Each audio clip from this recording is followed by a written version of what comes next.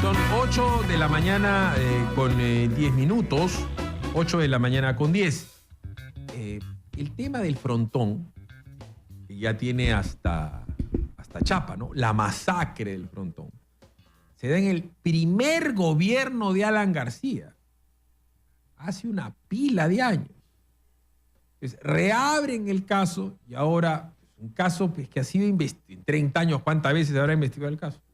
Ya resulta que los han acusado de crímenes de lesa humanidad.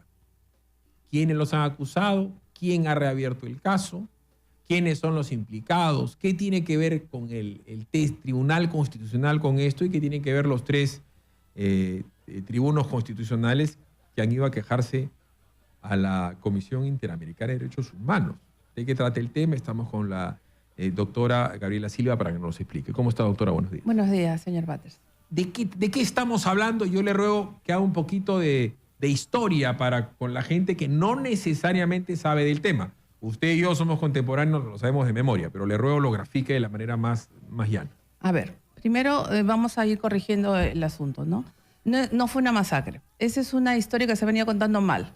Nunca se ha escuchado la versión de los marinos. Son 32 años, señor Batres, que nunca se ha escuchado la voz de los héroes, ¿no? De nuestros marinos que han luchado por la patria. Ese es el trabajo que tienen los señores marinos. Son 32 años que nunca se ha escuchado nada de la parte de ellos. Y ellos lo que hicieron fue simplemente intervenir en un inicio para ayudar a la Guardia Republicana por el develamiento de varios motines, porque si se recuerda en la historia fueron varios los penales que se amotinaron justamente con la gente de de Sendero Luminoso. ¿En ese mismo día? En ese mismo día. Entonces las fuerzas policiales no se abastecían. En este asunto es que la Guardia Republicana pidió apoyo y como geográficamente el penal del frontón quedaba en una isla, quien estaba a cargo obviamente era la Marina, ¿no? Entonces la Marina apareció en ese momento para colaborar de manera logística con la Guardia Republicana. Es así que la Marina se encuentra en primer momento en la isla del frontón. ¿Cómo es que esto se convierte en esta novela de terror que es la mal llamada masacre del frontón? Es un develamiento de un frontón. Es el develamiento de un motín de gente que no era, vamos a decir, delincuentes comunes. Eran terroristas, eran asesinos, tenían armas, tenían verduguillos. Y la gente habla de esto como si hubieran sido gente pues, que fue abusada y matada a la mala. Cuando hay un motín y tú estás afuera, en una zona absolutamente deteriorada, tú no sabes lo que pasa adentro. O sea, la gente habla como si esto fuera algo muy sencillo, como si fuera algo pues, de todos los días, el entrar a poner orden contra esta gente. ¿Qué pasó desde el punto de vista fáctico? ¿Cuáles fueron los hechos? A ver, tenemos que acordarnos que todos los penales, no solamente el frontón, eran zona liberada para los terroristas. Ellos hacían lo que querían. En este caso, particularmente en la isla del frontón, este penal había sido tomado por ellos. Entonces, ellos lo que habían hecho era preparar este penal, cambiar las estructuras totalmente del frontón, porque lo habían hecho prácticamente para que sea su zona de batalla, porque ellos tienen un folleto que llaman el Día de la Heroicidad, donde cuentan en relato de todo lo que pasó. Y ahí están los hechos. El mismo Sendero Luminoso cuenta lo que pasó.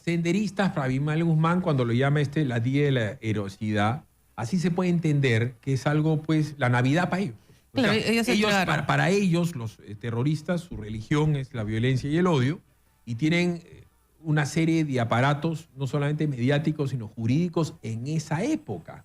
La Asociación de Abogados Democráticos, Socorro Popular, en esa época no eran parte de Sendero Luminoso, ¿no es cierto? Y ellos comienzan a hacer una labor de difusión en medios de prensa, como el Diario de Marca, que le eran afines, en La República, que le era afín, a explicar que esto era una masacre, y lo publican y lo presentan una y mil veces como la masacre, sí, también, la comisión como un abuso.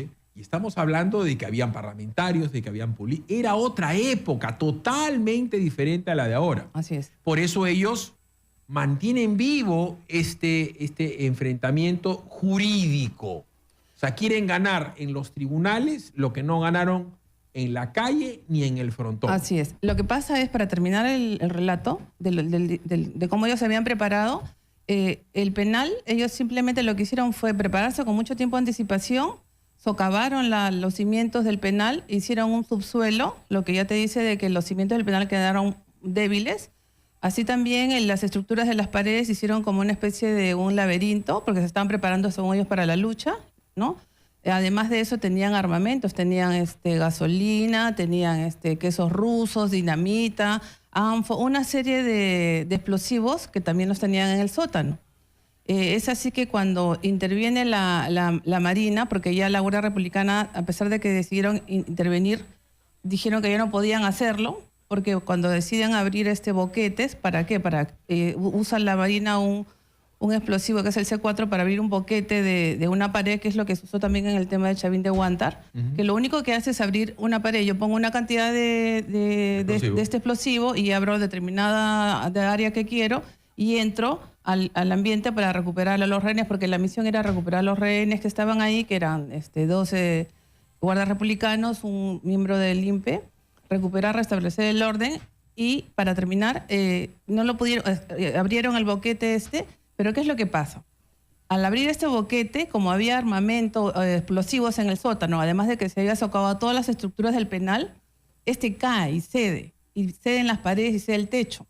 En ese momento, cuando pasó todo esto, porque nadie se lo esperaba, porque nadie sabía de lo que pasaba dentro del penal, además habían hecho ellos túneles, por ese túnel se abastecían. En eso yo me quiero quedar para volver a explicarlo luego de la pausa. Esto era mucho más complejo que la toma de la Embajada de Japón. En la toma de la Embajada de Japón se tenían los planos. Montesinos, a las 45 minutos, Fujimori le estaba pidiendo a Montesinos los planos. Además se tenía información interna, ¿no es cierto? Información que daba la gente de inteligencia como Gianpietri, pero además teníamos documentos fílmicos, porque se había entrado a grabar a los propios terroristas adentro. O sea, la cantidad de información de lo que pasaba adentro, del tipo de bombas, de cuántos eran, de cómo eran, de dónde estaban, de cuál era el plano, de cuántos rehenes había. Todo eso se sabía. En el caso de la toma de la Embajada de Japón se sabía. En el caso del Frontón no se sabía prácticamente nada. Nada, se desconocía. Vamos a la pausa, son 8:17. Estamos con la doctora Gabriela Silva, abogado de la gente de la Marina. En el caso del develamiento del motín del Frontón, son 8:17. Pausa, regresamos. Continuamos con Philip Butters en Exitosa.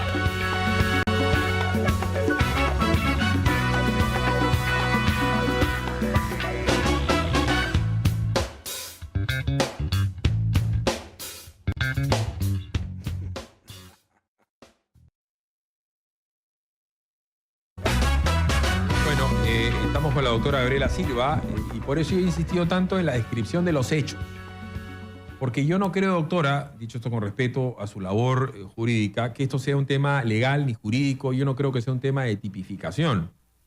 Yo no entiendo esto como un tema de emoción, porque es obvio, si le hubieran matado a usted, a su hijo ahí, usted tendría una carga emocional en decir, mataron a mi hijo, era inocente, no era terrorista, Yo entiendo esa parte emocional, pero yo también entiendo que esto es un tema político. Por eso, reitero, ¿es comparable lo de la Embajada de Japón? Digo, porque el común de la gente más o menos lo conoce más por un tema de distancia histórica. ¿A lo del Frontón? No, totalmente. Es incomparable porque, como tú bien lo has descrito, en el tema de la Embajada de Japón se conocía todo. En el tema del Frontón nadie sabía. Lo que estaba contando anteriormente, luego de que se produce la caída de todas las estructuras, se cae el techo, se cae la parte de las paredes, sale uno de los internos y sale con un cuchillo, sale con un puñal, sale corriendo y los marinos lo rescatan y dicen, no entren, hay cazabobos, han modificado todo, habemos varios internos que nos queremos rendir y nos están impidiendo y a quienes nos estamos rindiendo nos están matando. Es más, porque entre los muertos hay muertos que están por apuñalamiento. Y ellos también tenían armas, o sea, habían hecho incluso armamento hechizo.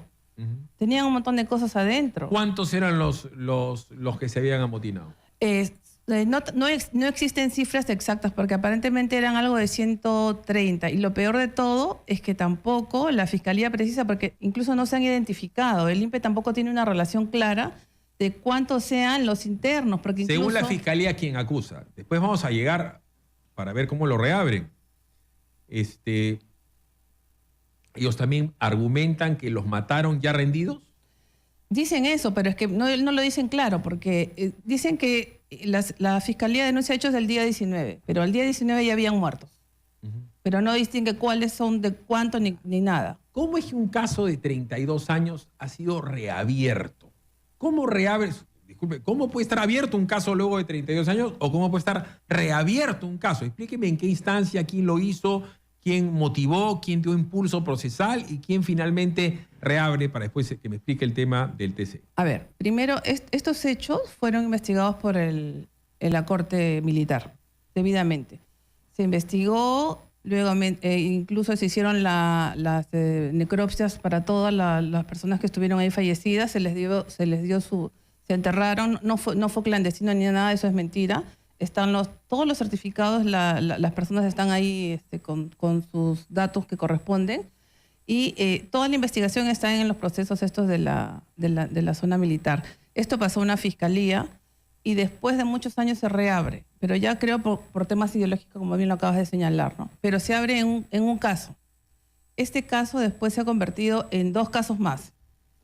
Incluso hay un habeas corpus que ha declarado... ¿En qué caso y 2 casos más? Descríbanlo. Lo que pasa es que es complicado porque son varios marinos, entonces han querido, como han tenido una cantidad de marinos, lo que han querido la Fiscalía es en varios tiempos es involucrar a una cantidad de marinos, ir sumando quiénes eran los marinos que estaban ahí. Entonces han ido buscando a quién involucrar en el caso, no hay un orden, porque incluso en la denuncia hablan, por ejemplo, de oficiales de mar como si fueran oficiales, cuando en realidad son suboficiales. Hay un desorden en la denuncia. Ya, ¿quién reabre este caso?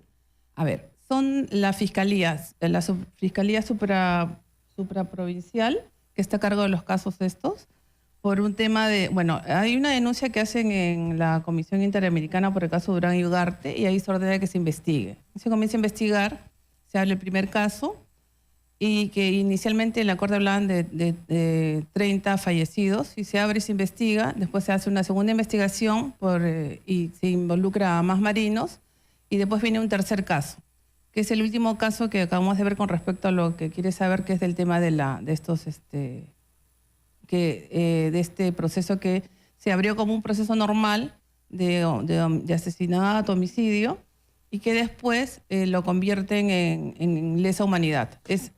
¿Cómo es que ha pasado esto y a qué se refieren los vocales constitucionales, los jueces, los tribunos, cuando dicen que han tenido presión del Congreso y por eso se han ido a quejar? Esa parte, o sea, la ultimita. ¿Nos puede explicar? Ya, a ver, primero, el habeas corpus se declara fundado a favor de los marinos porque en un tercero de los habeas corpus del proceso penal de asesinato lo convierten en lesa humanidad, lo cual no correspondía porque era un proceso de asesinato de acuerdo a las normas internas. Entonces, el habeas corpus se declara fundado en el Tribunal Constitucional.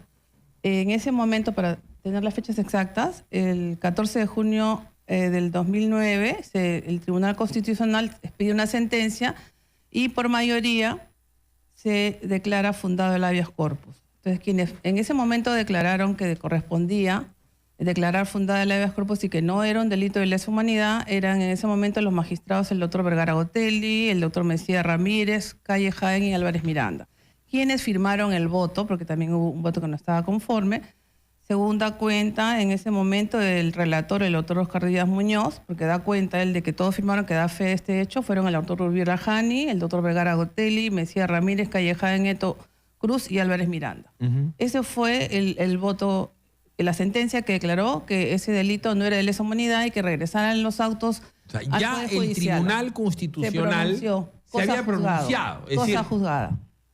El Tribunal Constitucional, hasta donde yo sé, cuando dice hasta acá llegamos, hasta acá llegamos. Así es. Lo que pasa es que la gente no termina de entender cómo es que el Tribunal, la Corte Suprema del Perú, llega a un tema que se llama cosa juzgada y después quieren reabrir por un nuevo proceso, ir a casación. La gente no entiende eso. No, aquí no hay casación. Tampoco, porque esto no es un tema de la Corte Suprema. Así es. Este es un tema del propio Tribunal Constitucional. Entonces, ¿cómo si esto, que así va archivado, dicen, no es delito de lesa humanidad, puede volver a ser tocado por el propio Tribunal, ya por otros miembros? ¿Y cuántos años? ¿5 o 6 años después? Sí, así casi 3 años. Ya. 2 años y... ¿Cómo se dio esto? Hasta ahora no entendemos. Muchos abogados no lo entendemos. Pero, a ver, vamos a explicar los hechos. hay 2 días para pedir una rectificación de errores materiales, conforme señala el Tribunal Constitucional, para hacerlo de manera clara y que todos nos puedan entender. ¿Quiénes eran en parte en el juicio? El procurador del Poder Judicial y los propios marinos. Nadie más. Esa es una fiesta en la que nadie más está invitada, para que me entiendan así. Entonces quedó consentida porque ya estaba despedida. Además era la última instancia y ese expediente debió regresar al Poder Judicial para que se ejecute la cosa juzgada porque el Tribunal Constitucional así lo había decidido. Sin embargo, como mucho tiempo después, interviene el procurador supraprovincial, que no tenía nada que ver ahí, que es el procurador que está a cargo de los casos ante la Corte Interamericana de Derechos Humanos también, y que tiene que ver con los temas de terrorismo y todos estos delitos de lesa humanidad, que no tenía nada que ver en este caso y pide una corrección de error material. Ahí también se aprovecha del pánico, interviene el IDL, interviene la Coordinadora de Derechos Humanos. ¿Pero qué tiene que ver el IDL y la coordinadora? O sea, es lo que hasta ahora no entiendo. Así, ellos no lo entiendo. del andamiaje legal, ellos no exigen permanencia. No lo entiendo. Con esto, a mí me parece una barbaridad que las organizaciones de la mal llamada sociedad civil tengan injerencia en procesos judiciales. Porque lo que se está haciendo, ¿no es cierto?, es que diversas ONGs que uno no sabe a la hora de la hora a quién corresponden, que pueden ser ideologizadas o no ideologizadas, bancadas por extranjeros o por nacionales, terminan teniendo peso como si fueran un fiscal, como si fueran un vocal, como si fueran un juez o como si fueran un testigo. Y esto puede sonar muy democrático, pero la verdad es totalmente antidemocrático y antijurídico que en cualquier lugar del mundo una organización que no tiene nada que ver con un asunto, porque ellos mismos se arrogan una representación, sabe Dios de quién, terminan metiéndose en un caso para que lo abran, para que lo reabran, como si fueran una parte interesada. Pero eso es grave, porque ellos no eran parte en este proceso. Y lo más grave es que ellos pueden pedir lo que quieran, pero lo más grave es que los jueces constitucionales, porque eso es un honor y un privilegio para un abogado, los jueces constitucionales hayan aceptado. Pero, a ver, doctora, le digo esto, a usted le puede parecer un absurdo lo que le digo.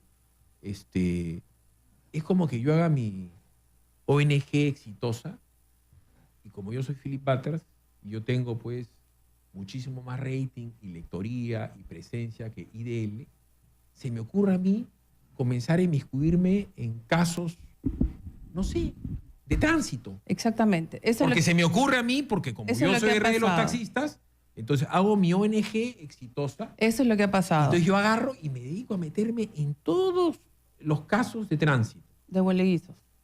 Como decían las abuelitas antes. Pero como yo también estoy metido en el mundo inmobiliario, mire lo que le voy a decir. Qué grave, ¿no?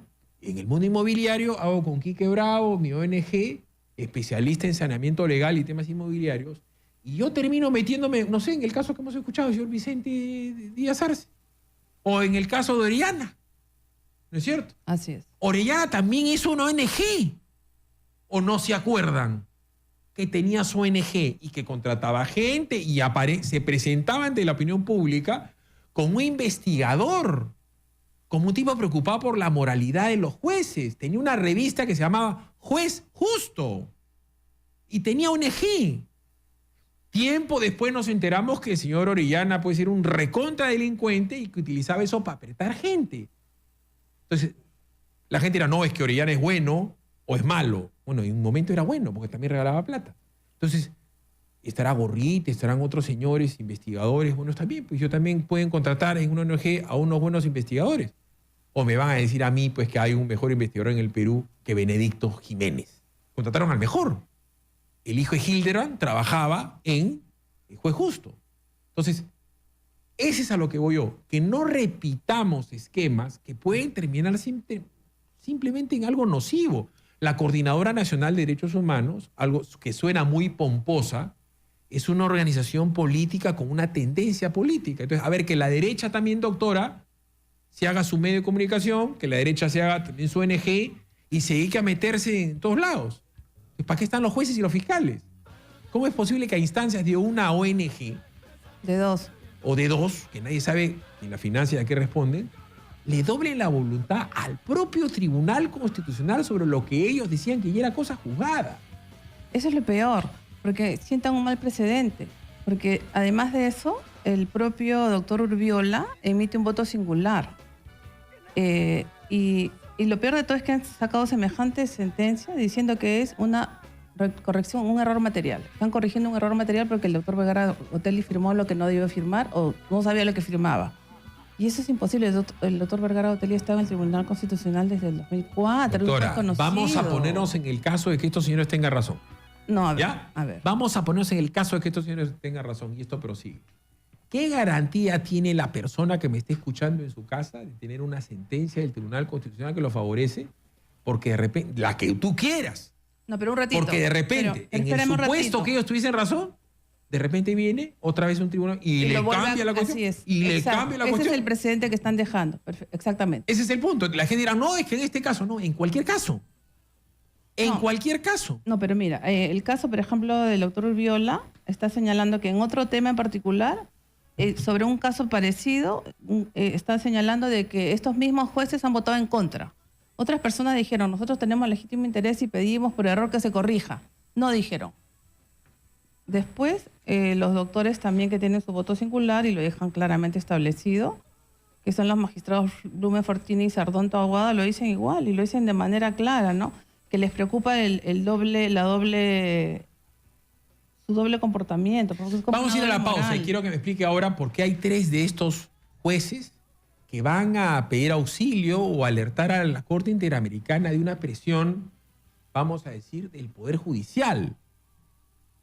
¿Y por qué no habrían los otros jueces, por dar un ejemplo, el señor Sardón y el señor Blume Fortini, ir a quejarse de una presión mediática?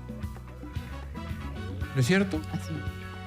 O de una presión congresal, porque también calculo que en el Congreso hay gente de izquierda que los está presionando a ellos para que acusen. También ellos podrían alegar que están bajo presión. Sea como fuere, digo, en el supuesto que tenga razón, no son jueces autónomos que reclaman autonomía. ¿Por qué tienen que ir a buscar paternidad en un organismo externo? Que además es para derechos humanos. Es para los derechos humanos. 8:33, pausa, regresamos. A ver, estamos en línea con el contraalmirante Tello, al cual tuvimos acá hace unas semanas explicando este tema. ¿Cuál es su sentir y cuál es su razonar para con el tema que nos aboca? Usted, entiendo, contraalmirante, ha sido acusado de un delito de lesa humanidad. ¿Cómo está, contraalmirante? Buenos días. Bueno, sí, mucho gusto escucharte nuevamente. Como comprenderás, el tema es sumamente enredado en la parte judicial, pero tú puedes observar claramente que hacen absolutamente lo que le da la gana. Ellos nos denuncian, ellos, este mismo grupo acepta, hay cosas que verdaderamente como militar es frustrante, y lo peor es el precedente que estamos sentando nosotros para la gente que en este momento está combatiendo y arriesgando su vida por nosotros, por nuestra sociedad. Es realmente indignante. Eso es lo que yo siento. A ver, ¿en qué condiciones se quedan ustedes? Porque ahora va a comenzar, se va a reabrir el juicio. ¿Lo podría explicar? Bueno, yo creo que la doctora puede explicar de mejor manera el tema legal, ¿no? Porque yo soy militar, yo estoy preparado para otro tema, no para estar en estos temas legales en los cuales, como te está explicando la doctora, hace lo que le da la gana. Eso es la indignación que yo tengo como militar, y no es solamente en mi caso, sino hay otros casos en que como militares nosotros no estamos preparados, no estamos capacitados y nos manipulan, y esta sociedad toda no nos protege, a que nos protegemos a la sociedad. ¿Entiende usted que esto es una persecución política? Así lo veo yo. ¿Cómo lo ve usted? Es un tema político, es que no es legal. A mí ¿cómo me pueden decir, o cómo pueden decir al grupo nuestro, ustedes han matado entre 130, 120, bueno, pero hay 30 que mataron un día antes, pero no sabemos de quién es? O sea, ¿cómo no puede ser posible en una parte del mundo? A ti si te acusan, te tienen que decir, tú con esta arma le causaste daño a tal persona y se tiene que demostrar, pero no es una cosa de que alegremente yo creo que mataron a 130. Nadie sabe a ciencia cierta cuánta gente estuvo ahí. Ese era el descontrol del Estado en ese momento. O sea, a mí no me pueden decir de 130, 120, no hay ningún número, porque no saben exactamente cuánta cantidad de gente había, porque todo el mundo en toda escalía, si nosotros encontramos cadáveres de gente que estaba buscada a nivel nacional y que ellos hacían sus atentados y se escondían ahí. Eso es un hecho concreto. Contraalmirante Tello. Yo lo comparaba hace unos minutos con la doctora Silva, este hecho, al tema de la Embajada de Japón. En la Embajada de Japón, cosa que está más fresca en la memoria de la gente por un tema de tiempo, se tenía el plano, se tenía el mapa, se tenía la estructura, se tenía la información gráfica de afuera, de adentro, información que daba además el almirante Gianpietri, se tenían las entrevistas, las fotos, se sabía prácticamente todo lo que pasaba dentro, se sabía en detalle el armamento de cada uno de los terroristas y hasta dónde estaba. Por eso es que fue una operación tan exitosa, la operación Chavín de Huántar. La diferencia militar y táctica con el Frontón es un abismo. El Frontón ustedes no sabían nada de lo que pasaba dentro. Claro, posiblemente tuve la experiencia personal de capacitarme después de haber vivido este tema. Y lógicamente, cuando los grupos terroristas crean una situación de crisis, como fue el caso de la embajada, definitivamente su función no es, o su objetivo no es netamente morir y matar gente. Tratan de hacer una negociación, tratan de dilatar, porque su fin es político. Pero una unidad de rescate de rehenes se prepara, ¿no? Y dependiendo del tiempo que le da la crisis propiamente dicha, como en el caso de la embajada, que tuvimos más tiempo para preparar una operación, se puede hacer de mejor o de una manera, pero si es una crisis que se desata como se desató en el Frontón, que no hubo un tiempo para hacer un planeamiento detallado, simplemente nosotros ingresamos para rescatar con vida a las personas que estaban como rehenes y tratar de solucionar el tema de la mejor manera, que eso es lo que tratamos de hacer durante esa crisis, ¿no? ¿Cómo se siente la gente de la Marina de Guerra, del Ejército, de la aviación, de la policía, que en este momento, siendo las 8 de la mañana con 41, pueden estar combatiendo y muriendo en el Ibrahim o en cualquier otro lugar en donde hay terroristas?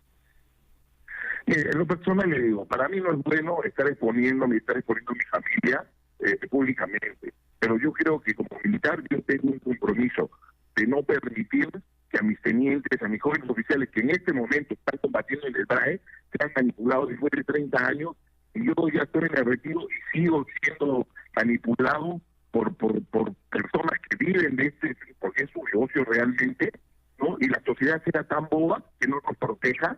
Ese es el mensaje que le estamos dando a la gente que en este momento está dejando su vida en nuestra sociedad. Eso es lo que yo no entiendo como militar. Bueno, yo le agradezco, contraalmirante, lo que ustedes han hecho durante tantos años, porque nosotros estamos como estamos y vivimos como vivimos por gente como usted que puso el pellejo, por gente como su hijo que lo sigue haciendo y por muchísima gente que ha dado su vida y que hoy en día no tiene papá o la gente que no tiene mamá porque le mataron los terroristas a su papá, a su mamá, no tiene hijos, no tiene hermanos, que no tiene un buen día de la madre, un buen día del padre, no tiene una Navidad, no tiene felicidad, porque los terroristas le hicieron un daño irreparable. Ustedes han sido parte de una solución inmensa. Que te interrumpa. Yo quisiera que me digan quién está investigando a los que mataron a Palacios, a Heriberto Jiménez, a Marcos Ramírez. Yo quisiera quién de esos terroristas que ahorita están libres, están siendo investigados por quién mataron y dejaron minusválidos a mi gente que en este momento está sentada en el banquillo de los acusados. ¿Quién? ¿A quién están investigando? Bueno, hemos visto cómo premian y le dan hasta una casa a una de las asesinas de Marilena Moyano. El mundo es absolutamente al revés. Ha sido usted muy amable, contraalmirante Tello. Muchas gracias. Son 8:43. Le pido a la doctora Silva retomar el tema. Estos señores, los del Tribunal Constitucional, ¿se han ido a quejar?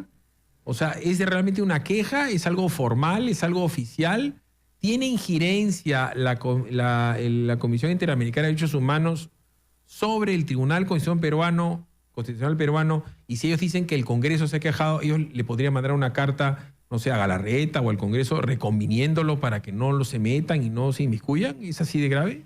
Bueno, estos señores se han ido a la Comisión Interamericana. Lo peor es que se han ido con el dinero de todos nosotros. A ver, la doctora Ledesma hizo una solicitud, según han publicado en la página de transparencia del mismo tribunal, a título personal, ¿no? Pidiendo de que sea escuchada en estas rondas que hace por toda América Latina la comisión. Entonces la comisión le contesta el 22 de septiembre y le dice que tomaron nota de su comunicación el 19 de julio y le manifiestan que la van a escuchar en la audiencia que se llevó a cabo en Montevideo este 23 de octubre. Y ella lo comunica al pleno de del Tribunal Constitucional al doctor Miranda Canales y pide que le paguen los viáticos, los pasajes y que le den su permiso y que le paguen los días que no va a laborar. Sin embargo, hay un informe de la asesoría jurídica firmado por una doctora Natalie Mejía Morales. Entre las cosas que dice la abogada del Tribunal Constitucional es que los antecedentes que se advierte de la magistrada Ledesma dice que se ha dirigido a la Corte Interamericana a título personal y no institucional, dice la abogada del Tribunal Constitucional, ¿no? Por lo cual, todos los gastos que irrogue su asistencia deberán ser cubiertos por ella misma. Pero a lo que no entiendo es, cuando se han quejado, ¿es algo natural que un juez se pueda quejar? No es natural, o sea, no correspondería además. No correspondería. ¿Y entonces por qué lo han hecho? Es lo que no sabemos, porque se han ido a quejar, pero la doctora Ledesma da a entender que hay una dictadura en el Perú. Pero, ¿cuál es la queja en sí? Ella ¿Qué es lo que argumenta? ¿Qué pasa? Los marinos, como ellos han cometido han infringido la Constitución y han expedido esta resolución prevaricadora, que están anulando una sentencia del Tribunal Constitucional que era cosa juzgada, entonces los marinos han decidido denunciarlos ante la subcomisión del Congreso por... de acusaciones constitucionales. De acusaciones constitucionales por haber infringido la Constitución y haber cometido un delito. Entonces...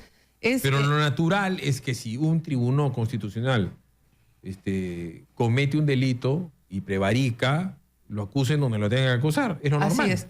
Exacto, como si en un caso, para explicar a los oyentes, un juez comete alguna irregularidad, me voy al AUCMA y me quejo. Es lo mismo, pero claro, con las diferencias del caso, porque ellos son tribunales. Por un tema de jerarquía. Así es. 8 de la mañana con 46. Vámonos a la pausa, regresamos. Son 8:46. Continuamos con Philip Butters en Exitosa.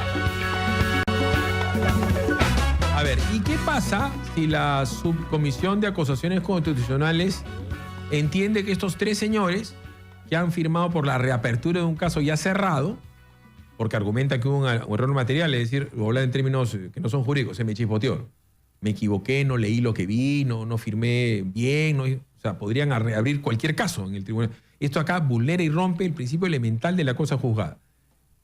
¿Qué pasa si esta subcomisión de acusaciones constitucionales dice, bueno, sí, estos señores han infringido la ley? Los desaforan. Y si los votan, ¿qué van a decir?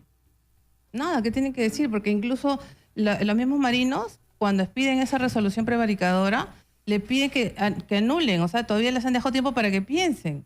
¿Ellos qué consideran? ¿Que no se pueden quejar? O sea, que ellos están... No tenemos derecho. No puedes reclamar. Ya, ¿y qué pasa si los votan? ¿Pueden anular esta reapertura?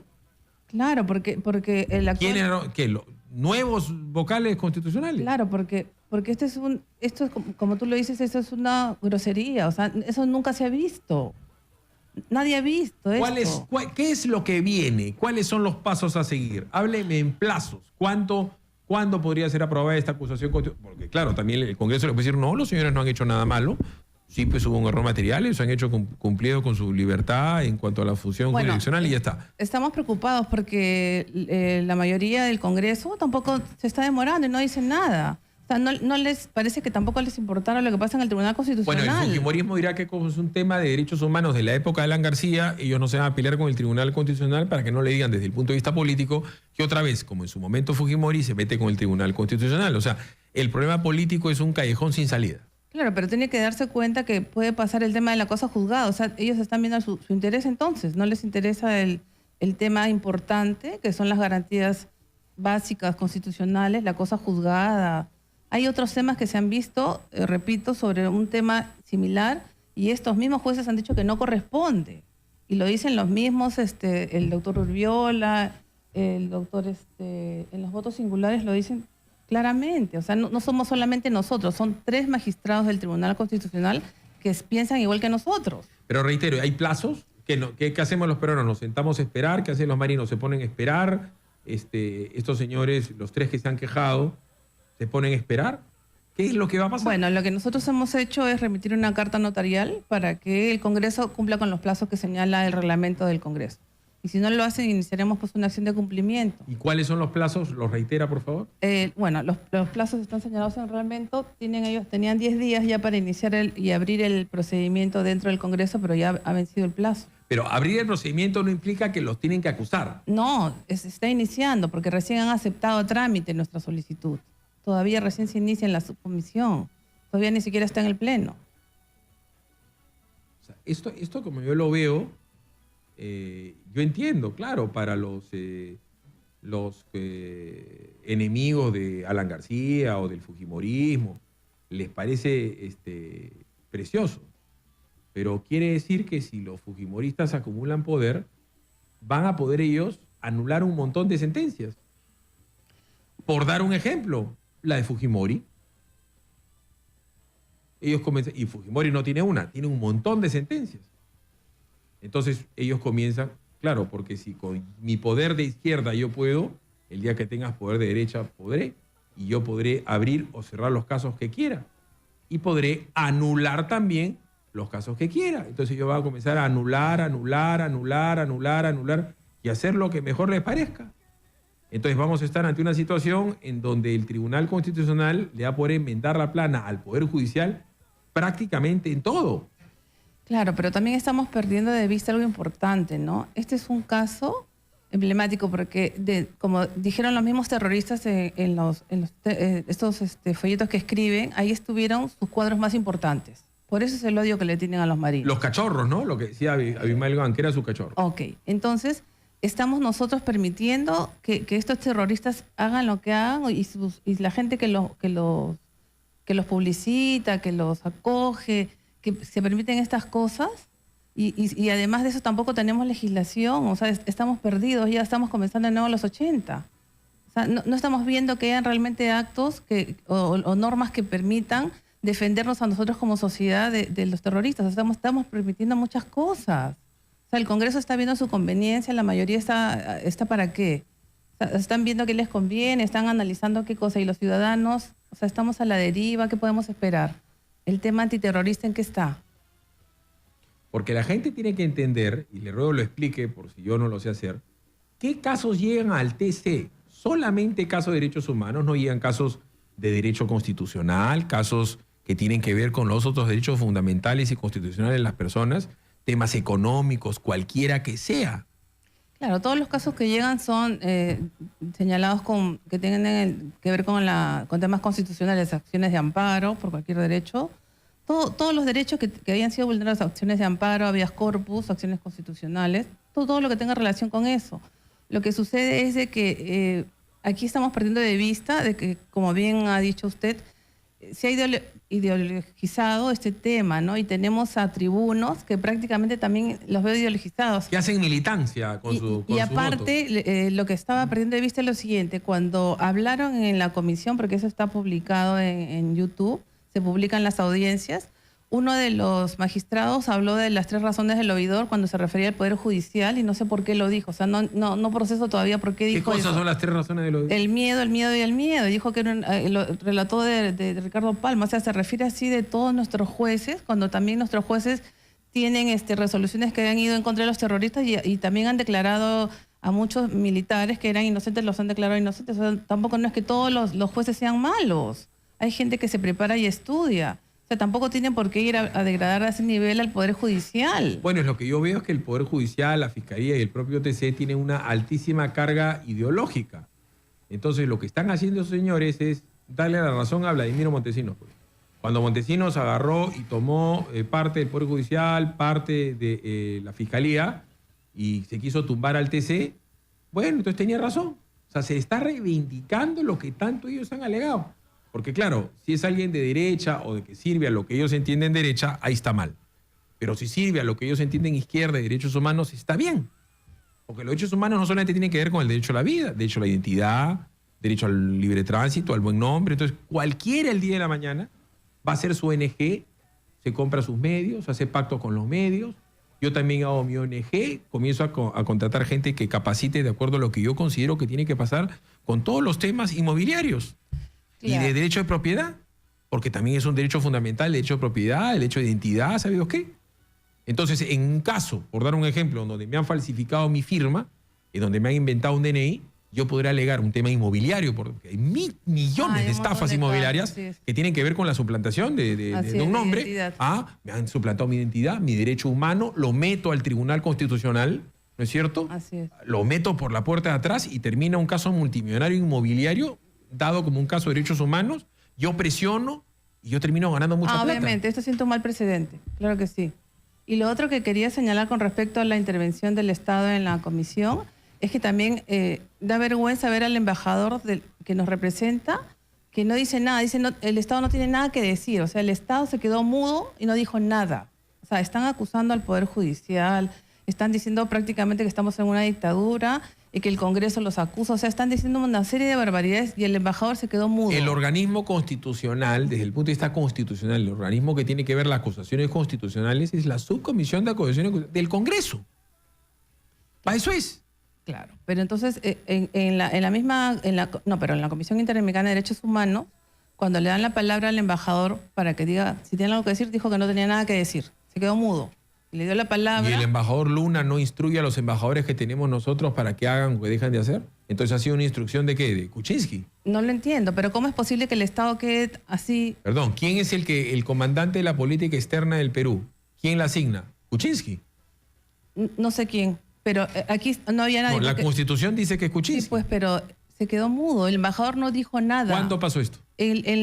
Cuando estos tribunos expusieron en la Comisión Interamericana a los tres, después que hablan los tres, le ceden la palabra al Estado, para que el Estado, ¿qué tenga que decir?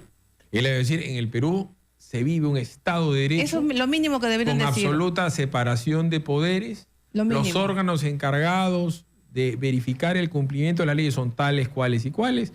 Parte de las funciones del Congreso de la República en su subcomisión de acusaciones constitucionales es tramitar y recibir acusaciones constitucionales para con jueces, fiscales, ministros y presidentes. Lo mínimo. Yo me imagino que las personas de protocolo, el Secretaría General del Congreso habrán instruido también a Relaciones Exteriores, porque todos sabían que iba a pasar esto. Yo ni abogado soy, doctora, y yo lo sé, por cultura general. Por eso, pero yo me imagino que todos los estamentos del Estado sabían que iba a haber esta audiencia. Entonces, ¿cómo es posible que el Estado se haya quedado mudo y no dijo nada? Y todavía el embajador le pasa la palabra. Y le pasa la palabra a quien, al procurador. Y el procurador que habla... Quiere decir que PPK, pues... no le interesa. Quiere pues que lo cocinen a Alan García. Pero, bueno, pero se trata... Porque es el tema del frontón, políticamente su gobierno. Y que PPK quiere que cocinen a la Marina. Porque el comandante general de la Marina le tiene que haber dicho, señor presidente, está pasando esto. No me va a decir que no se lo ha dicho. Pero ¿cómo es posible que el embajador dice que no tengo nada que decir y le pasa la palabra? El embajador, doctor, es un empleado. Pero tenía que decir algo. Pero ¿quién es el jefe del embajador? Entonces no ha debido ir, entonces no ha debido ir. ¿Quién es el jefe del embajador? Luna. Así es. ¿Y quién es el jefe Luna? PPK. Bueno, ya está. Usted lo dijo todo.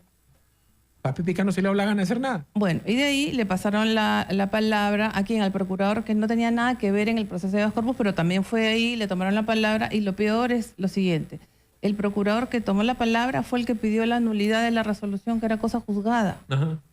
A él lo pusieron a hablar.